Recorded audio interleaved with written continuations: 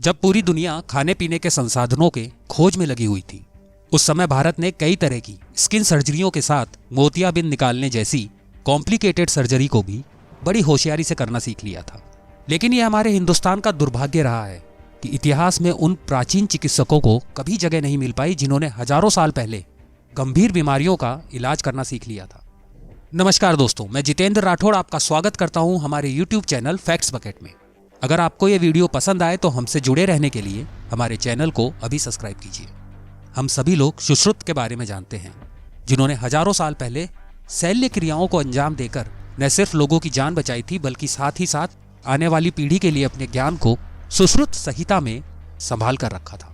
आज से 7000 साल पहले हिंदुस्तान के वाराणसी की पवित्र भूमि पर एक अद्भुत प्राणी का जन्म हुआ था, जिसका नाम था सुश्रुत, जिन्हें आज पूरी दुनिया में फादर ऑफ सर्जरी के नाम से जाना जाता है। अब आप लोग कहेंगे कि आदमी पागल है, झूठ बोल रहा है। सुश्रुत का जन्म तो आज से 2500 साल पहले लगभग 620 BC के आसपास हुआ था, लेकिन ये सरासर झूठ है, क्योंकि ब्रिटिश इतिहासकारों ने ऐसा इतिहास लिख कर रखा है। दरअसल सुश्रुत संहिता के पहले खंड के एक श्लोक से सुश्रुत के जन्म के समय का पता चलता है।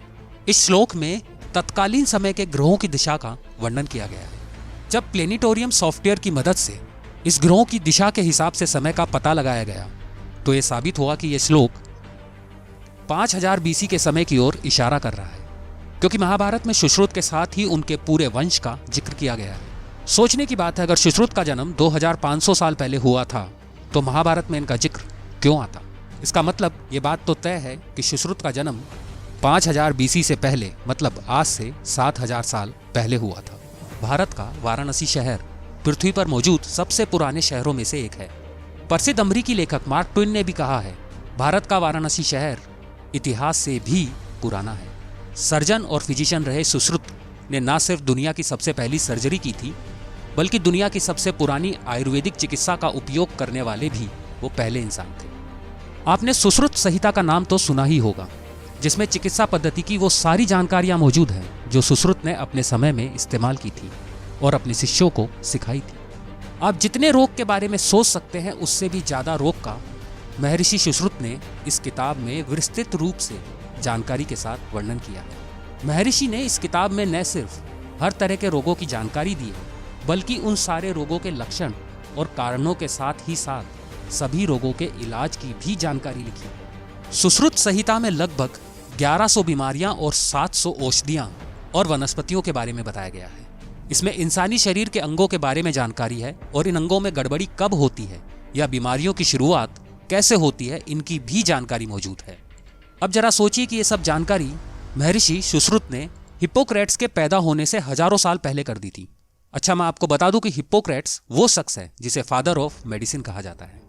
सुश्रुत संहिता में लगभग हर तरह की सर्जरी के बारे में बताया गया है और डेंटल इम्प्लांट तक की प्रक्रिया बताई गई है। ऑपरेशन कैसे किया जाना चाहिए, किन इंस्ट्रूमेंट का उपयोग कैसे और कहां करना चाहिए, इसके इंस्ट्रक्शंस भी बताए गए हैं। इसी जानकारी का उपयोग करके तत्कालीन वैद्य मरीजों का इलाज किया करते थे। क्या आपको पता है कि महाराष्ट्र के पुणे में एक कुम्हार ने प्लास्टिक सर्जरी की थी, वो भी बिना प्रॉपर मेडिकल इंस्ट्रूमेंट्स के? रोंगटे खड़े हो गए होंगे ना ये सुनकर, लेकिन ये सच है। प्लास्टिक सर्जरी में प्लास्टिक का उपयोग नहीं होता। प्लास्टिक एक ग्रीक भाषा के शब्द प्लास्टिको से आया है, जिसका मतलब है तैयार करना या बनाना। प्लास्टिक सर्जरी में यह होता है कि शरीर के अच्छे भाग से त्वचा को निकालकर जहां की त्वचा खराब हुई है या फिर वहां नई त्वचा की जरूरत है, उस जगह पर लगाया जाता है। भारत के उस कुम्हार ने यह सर्जरी एक ब्रिटिश सैनिक के नाक पर की थी। उस सैनिक की टीपू सुल्तान के सैनिकों ने नाक काट दी थी। इसके बाद ही ब्रिटिश सैनिक पुणे के इस कुम्हार के पास गया, जिसके बारे में उसने सुना था कि शरीर के कटे हुए अंगों को यह कुम्हार जोड़ सकता है। पहले उस सैनिक को इस बात पर विश्वास नहीं हुआ, लेकिन उसके पास कोई दूसरा विकल्प भी नहीं था, क्योंकि दुनिया के किसी भी देश में ऐसा कोई अस्पताल नहीं था जहां उसकी नाक ठीक हो सकती थी। इस सर्जरी के दौरान इस कुम्हार ने नाक के ऊपर के हिस्से को काटकर उसे शरीर से अलग किए बिना नीचे मोड़कर नाक पर जोड़ दिया था और उसके ऊपर जड़ी बूटियों का लेप लगाया, और उसके 7-8 दिन बाद उस सैनिक की नाक ठीक हो गई। इस घटना ने ब्रिटिश लोगों के साथ पूरे यूरोप वासियों को इतना चकित कर दिया कि वहां की पार्लियामेंट में इस घटना के ऊपर चर्चा हुई। इस सर्जरी का वर्णन 1794 में पब्लिश हुई जेंटलमैन मैगजीन में किया गया था। जेंटलमैन मैगजीन में किया गया इस सर्जरी का वर्णन ठीक वैसा ही था जैसा सुश्रुत संहिता की किताब में मिलता है।